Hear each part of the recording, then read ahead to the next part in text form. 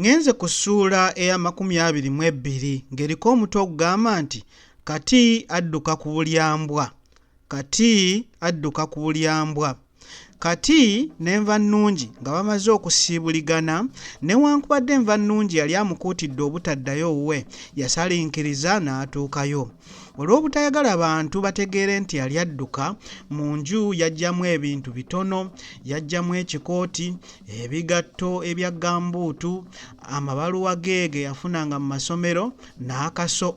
Bwe yamala okusibako ebintu bye yali yasazeewo okutwala, yayimirirako mu ddiiro n'atunuulira ebintu bye byonna bye yali alese, kuba yali tamanyidde ddala oba nti aliddayo okubikubako ekimunye. Olw'okuba olugambo lwali terunnabuna ku kyalo, tewali yamufaako, yatambula kyere era we bwazibira nga bulyambwa amukubye amabega. Kyamutwalira ebiro nga 7 okuva e bulyambwa okutuuka ewa jjajjaawe. Olugendo luno yalutambuza bigere, oluusi yamalanga ennaku nga takombye ku kamere oba okussa oluba wansi. Yabuddamangako mu banne be yalinga yeesiga abaamuwanga ku kamere n'okusobola okweyiwako otuzzi.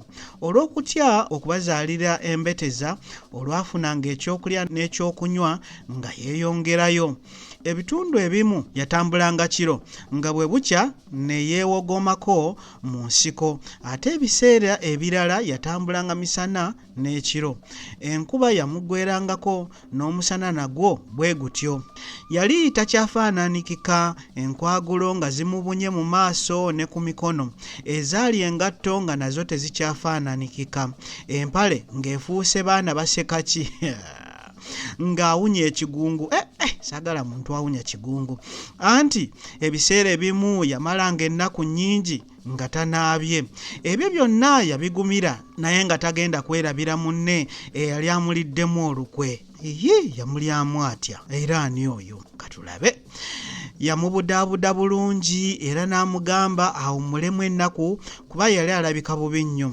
Gwe yali ayita mukwano gwe okumukolera byonna, yali asala magezi ga kufuna kadde kugenda kutemya ku baserikale abaali bamunoonya era ng'asuubira okufuna ekirabo kye baali bamusuubizza.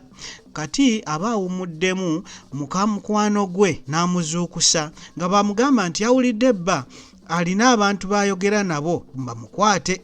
Kati yeebaza omukyala olwo n'adduka awatali kuwummulamu okumala ebbanga.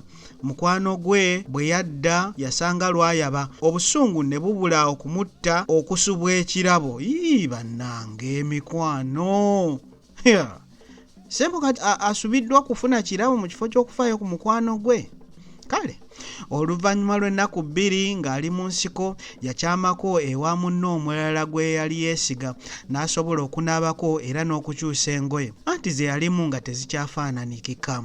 Munne yamutegeeza nga bwe baali bamunoonya olw'okumubbako ente za mukama we ezaali ziwerera ddala 20, era nti baali bataddewo akasiimo ka nte 4 eri omuntu alibabuulira waali oba okumukwata. Baali tebakomye ku kasiimo kokka, wabula buli kabuga konna ke balowooza nti yali ayinza okuyitiramu baakateekamu bambega. Olw'okuba kati yali tafunye mukisa kwennyonnyolako, abantu abasinga balowooleza ddala nti yali abbye ente za mukama we, naye mikwano gye egyali gimumanyi obulungi tegyakikkiriza, kubanga baali tebamumanyiiko muze mubi ng'okuba n'engalo empanvu. Gwe olina mikwano kyeyo gisobola okugaanira senga baba bakusazeeko eggambo. Ekyo nno kyakuyiga.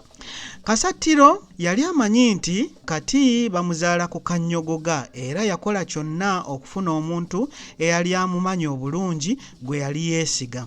Kasatiro yasuuza enkessi buli wantu, era bambega be baazuula nti Nkuyege ye yali omuntu omutuufu okuyitamu, kubanga baali baakula bonna era nga kati talina ngeri gy'ayinza kumwekengeramu. Kasatiro yakola entegeka okusinkana n'enkuyege.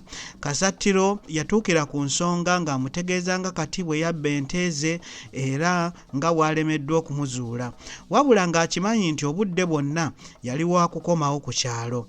Yamugamba nti singa akola entegeka ey'okumukwata yali ajja kumuwa ente 4 n'embuzi 2 gattako okuba n'enkolagana.